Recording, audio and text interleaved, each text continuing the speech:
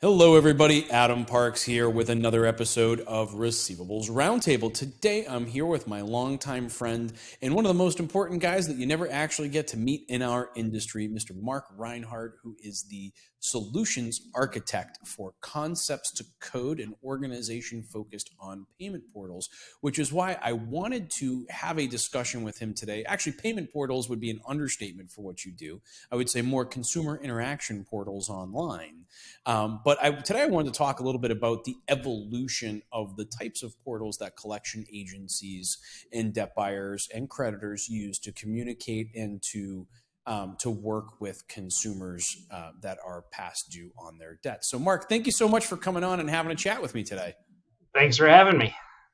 Good Absolutely. You know, for anybody who hasn't been as lucky as me to become your friend over the past couple of years, could you tell everybody a little bit about yourself and how you got to the seat that you're in today? Yeah, absolutely. I am by far, no doubt, a computer nerd at heart, and I've always been in computer and software business, doing all sorts of consulting. I worked for big companies, small companies, whatever. But over time, I just realized that I loved going into companies and solving problems. I became a software consultant, and the company that I formed at the time, it was just a name, was Concepts2Code, and for 10 years, I did consulting everywhere from nuclear power plants to places roasting coffee to, fire departments. And then one day, somehow I ended up in a collection agency and started doing software there. And one of the things I realized in collections, which is still sort of the case, is the industry is way behind from a technology perspective. Mm-hmm. Now, over the past probably 5-10 years, we've come much, much closer to catching up with the rest of the world. But due to regulations and just legacy systems and all sorts of stuff, I realized there was a lot to be done. So, or that they were missing out of. And so I saw that as a challenge. And just like everyone else who ends up in collections, you're not quite sure how you got here. It's not what you set out to do. But it really is a specialized industry. And I sort of became specialized in it, decided to buckle down and focus and start building a company. And I don't know how many years ago that was, but it went from me being a software consultant all over the place to dropping all our external customers and just or any customers that over time that were not in the software or in the collection space, and specialized and built a product. And we've been selling that product, and that product's been expanding ever since. Well, I think you definitely fall onto the path of those of us who did not set out to be in the collection industry and found our way here. And to be honest, that's my favorite part of this entire podcast series, is getting to hear everybody's kind of backstory. But it also sets the stage for our conversation today. So as we talk about payment portals and we talk about interacting with consumers online and how that's evolved over time, can you tell everybody a little bit about Concepts2Code and specifically what it is that you guys are providing to the collections industry? Sure. Yeah, absolutely. I mean, it all started out sort of one of the first things we built was what used to be back then electronic documents, where it was a big cost savings, like mailing. There's a lot less mailing going on these days. We all know it. But many, many years ago, that was just the way it went. You mailed stuff out. And we were sort of one of the first, at least in our area, to start offering consumers the ability to get those, post-dated check reminders, things like that, and save companies money. And that's sort of where it started. Obviously, it evolved into a payment portal, and now, every company out there has some sort of payment portal.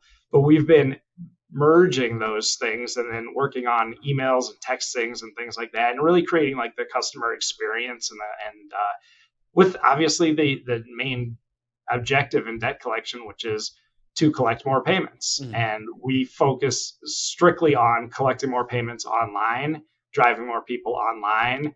And all that comes from making the consumer experience easier to use online. And then also with the electronic delivery of, which is now turned less from documents and more into just emails. But that evolution took time. It used to be everyone was sending PDFs as an attachment, and now we're much more comfortable. And I like seeing that evolution. It's like everyone else has been sending emails for so long, been sending texts for so long.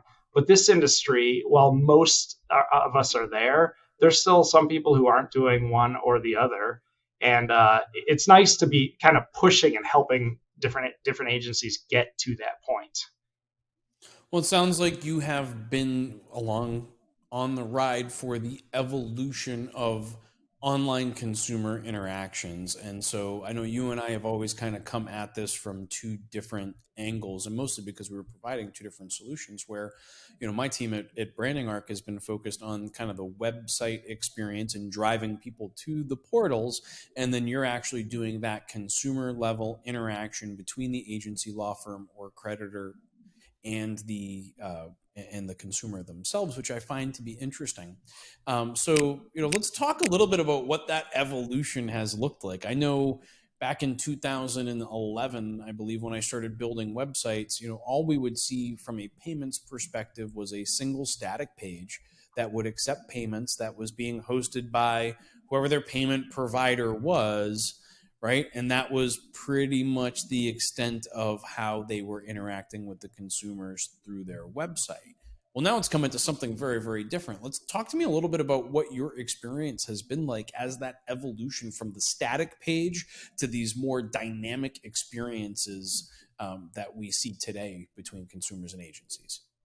Well, it's funny that you say that sort of static page, because we still see that when we're onboarding new customers all the time. Customers are coming to us because they're still there. And you said, 2011 or whatever it is, that evolution from a static page to an actual portal is essentially what we take a customer through in a matter of weeks, because they go from one to the other. And oftentimes, it's just a completely different experience. But the thing is, the experience is nothing new. We did not invent portals. We did not invent payments. We do it for every other industry in the world. You pay your cell phone bill. You go into your portal. You see your account. If you have a family plan, you see multiple accounts. You go to pay your credit card, maybe your bank account. It's like you go into a consumer portal. And that's just totally normal, which is a benefit to us. We don't have to train people what a portal is. We just say, this is, the consumers are used to having a portal. They should be able to see their account balance, their previous payments, especially in the, debt collection world. There's a lot of people who are, they're struggling to get by. They're to pay all their debts. They're worried about when their next payment is going to clear. Give them that information, and that's what a portal does. They can see when their payment is ready to be posted. They can pick and choose and have some flexibility in the payments they make. And more importantly than anything else, they don't need to speak to anyone. We're not working against the collector. We like to think we're working with the collector. Give people that opportunity to make their payment, which is the end goal, but also provide them all the information that gives them comfort in making that payment. If you have validation documents, I'll put them on the portal. They can log in, they can see them, and you collect so much data when that happens. The agency can see who's logging in, who's looking at documents, who's viewing their account. You can track how long they're online, and you can strategize around that. So the evolution of the portal is extreme. It's gone from just a simple payment where we often call it blind pay, where you get to a website and it just says, put in your credit card and make a payment. You're blindly making a payment. Fair. I don't feel like there's many other industries where that would be considered like acceptable, but it's still there because it kind of comes with your payment processor. The beauty is your payment processor is nothing that needs to be shifted when you add a payment portal. It's just kind of a wrapper around it, providing so much more information. Well, I think what we saw was consumers were looking for the extension of the relationship they had with the bank into the collection space. And so when they would go, like it's almost a trust factor, right? Like when the consumer has had all of this online interaction with a particular bank, right? Even now that we have all of these neobanks that don't have physical brick and mortar locations.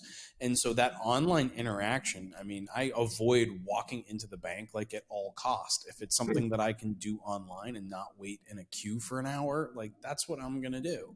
Mm-hmm. And so I think that the consumers have always kind of been looking for that opportunity to interact with the agencies in that post charge off world through similar channels. And I think it makes an agency look more professional, more trusted when that kind of same experience can happen across both worlds.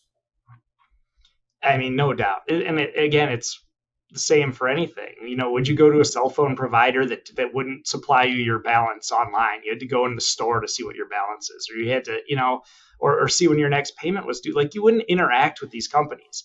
Now, what's different in the world of collections is it's very unique to collections because no one signed up with your collection agency. They ended up there.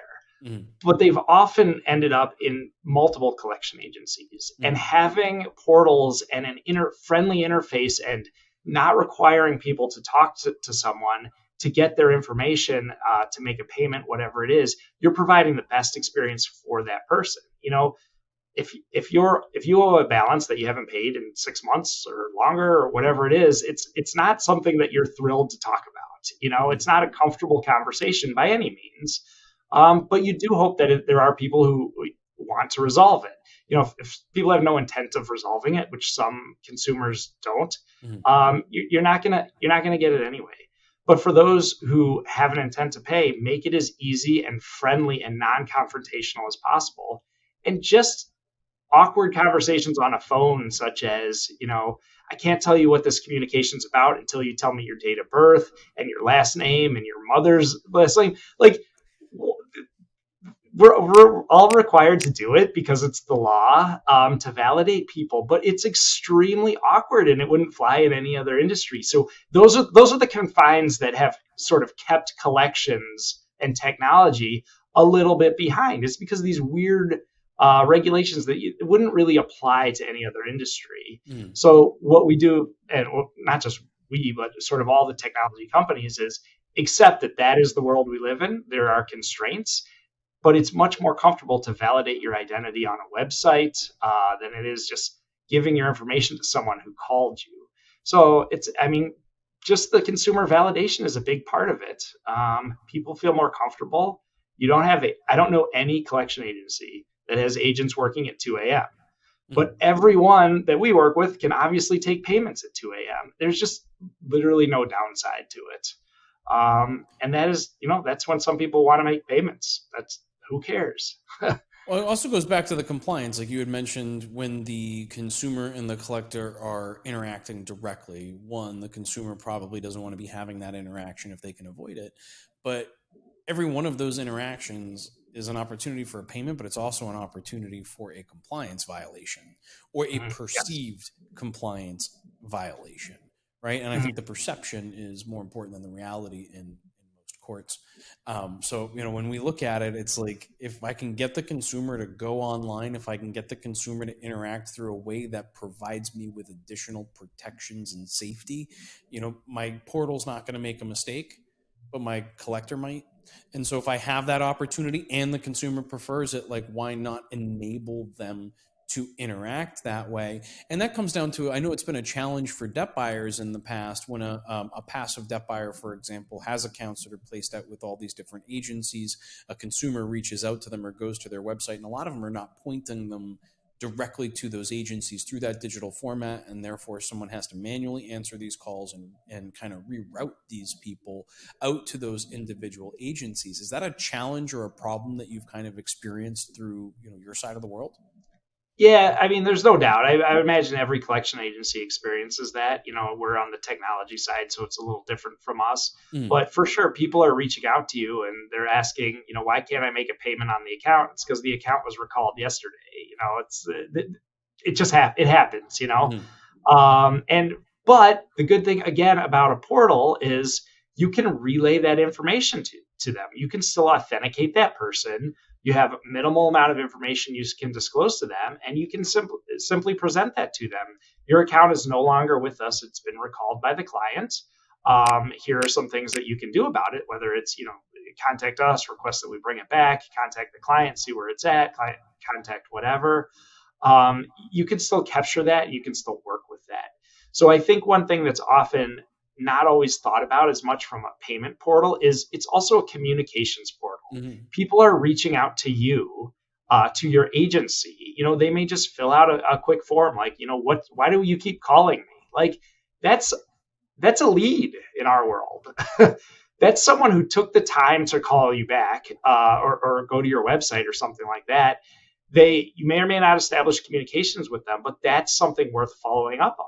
And that person responded that they were getting calls, and they're asking you, they went to a computer or their phone and asked you online electronically why you're calling them. That means that is their preferred method of communications. That is so, so important. It's not always about payments. I mean, that's kind of the end goal, but it's about establishing more communications with your consumers through emails, through literally just simple forms people can fill out. One of the things we also have is bankruptcy forms, very specific to collection portals. Because what value is your collector gathering information from a consumer about bankruptcy? That means you're not going to get any money off of that consumer, but your agent needs to collect it so that you can submit it back to your client. The portal can do all of that, and it doesn't take up any collector time. So it's sort of an extension back to the beginning of our conversations. What are portals for? And they're for communications, collecting payments, but also saving your agent's time. Mundane tasks like filling out bankruptcy forms can be done by the consumer at 2 a.m. if they want, but more importantly, not taking up time from a collector who doesn't want to work with them because they're not making any money off of it. And then back to what you said, it all comes back to compliance. That form collecting data is not going to make a mistake. It's going to force them to fill in each field that needs to be filled in. It's not going to, it's not going to say anything it wasn't scripted to say, and it's simple. I mean, it really is just a front end for your agency, which I am obviously a huge proponent of. But let me ask you this, right? As we kind of wrap up our time here, can you tell me a little bit about what you see the future looking like? Like what kind of features, functions should people be looking at over the next 12 to 18 months? Well, I think the trend is clear. There's less people willing to do anything on the phone. Most people want to do it from essentially their cell phone. We say the word computer. We should almost replace that exclusively with the cell phone. Like that's where the traffic is coming from. The great thing about that is we can track it all. We know what's happening. And then the buzzwords. I mean, the buzzwords in every industry right now is AI and the chat bots and things like that. So that is one where if anyone can tell you where that's going to be in a year, who knows? Like we all know massive change is coming. I personally will totally admit I do not know how much we're going to change in the next 12 months. I'm excited about it, a little fearful of it, but there's going to be radical change. And there's no doubt that at bare minimum, the formation of new just strategy models will be very valuable from UI. And some of that's there now. Again, you got to be careful what you do because there's sensitive data and things like that. So there's going to be a lot of thought as to how do we integrate the UI but still be compliant and not expose any of our consumer data. And no doubt it's going to be there, but by and large, there's going to be less phone calls. That's been on the trend forever. Texting is a little bit all over the place, and emailing is just going up and up and up as far as we can tell. But one way or another, people communicating through their phones to the agency is going to be happening more and more and more. And the trend is, going up and up and up. And I don't have any reason to think that's going to change. Well, I can definitely see the same changes when it comes to mobile traffic. There was an increase of mobile traffic that was fairly significant, let's say between 2010 and 2020. There was a massive spike in 2020. That spike has continued. I've seen agencies that are upwards of 70% mobile traffic going to their website now, and I can only imagine that those figures are going to ring true through the portal side as well, which I find to be very interesting, but curious to see where things continue to evolve from an AI perspective. Mark, I can't thank you enough for coming on and having this chat with me today. I know that you spend so much time living in that world of helping those agencies to communicate with consumers online and helping to develop and build out that experience solution, and your insights are always greatly appreciated. Yeah, I appreciate you having us on. It's a good topic. I could probably talk for hours, but I'm positive no one wants to listen for that long. But happy to have the next conversation with you over a beer at one of the conferences where I see you. Very much looking forward to that. For those of you that are watching, if you have additional questions you'd like to ask on this topic, I'm sure that Mark and I'd be happy to respond to those here on LinkedIn and YouTube. If you have additional questions that you'd like to ask, you can leave those in the comments below as well, or additional topics that you'd like to see us cover. Hopefully I can get Mark to come back on again in the future and help me continue to create great content for a great industry. But until the next time I get to see you at a conference, Mark, thank you so much for coming on. I really appreciate your time. All right. Thanks. Great time. Absolutely. And for those of you that are watching, we'll see you again soon. Thank you so much. Thanks.